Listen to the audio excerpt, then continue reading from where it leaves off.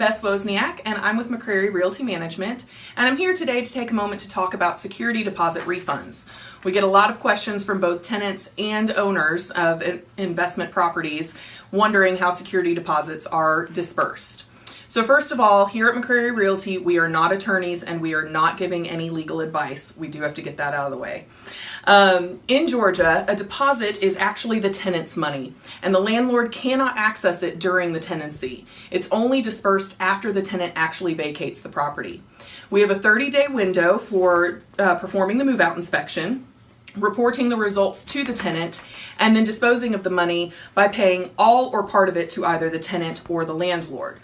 The tenant signs and performs a move-in inspection at the lease signing. This is the starting point for the move-out inspection. It helps us document what pre-existing conditions were in place when the tenant moved in. We give the property to the tenant in a clean, trash, and debris-free state, and we expect it back in that same manner. Tenants don't always give themselves proper time to move out accordingly, though, and because of that, we sometimes have to withhold parts of the deposit. Our lease and state law requires that they return it in a good condition with only normal wear and tear, and dirt is not considered normal wear and tear. 3 of the most common deductions are actually for lease violations, not damages. One would be not returning the property in a clean condition, not freshly maintaining the lawn, and not removing all the trash from the property, including leaving the trash cans out at the curb completely full of trash.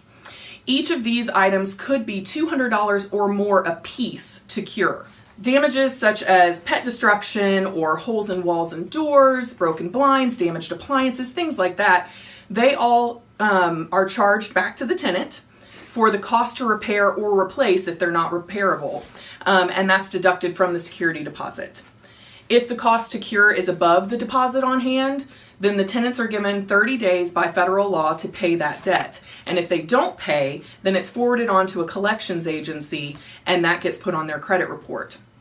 McCreary Realty, we have policies and procedures in place to advise tenants of their obligations. And we actually really want to return all of the deposit to the tenant.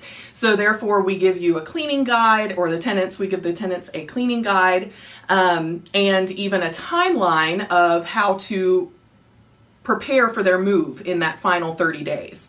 We don't retain any of the deposit funds as a fee to us. 100% of any of the deposit funds forfeited goes solely to cure the damages or the cost to clean, based on the condition left by the tenant. So what's normal wear and tear, you probably are curious about. We'll cover that in a later video, so come back and visit our website or feel free to give us a call. Again, I'm Bess Wozniak, and thanks for tuning in.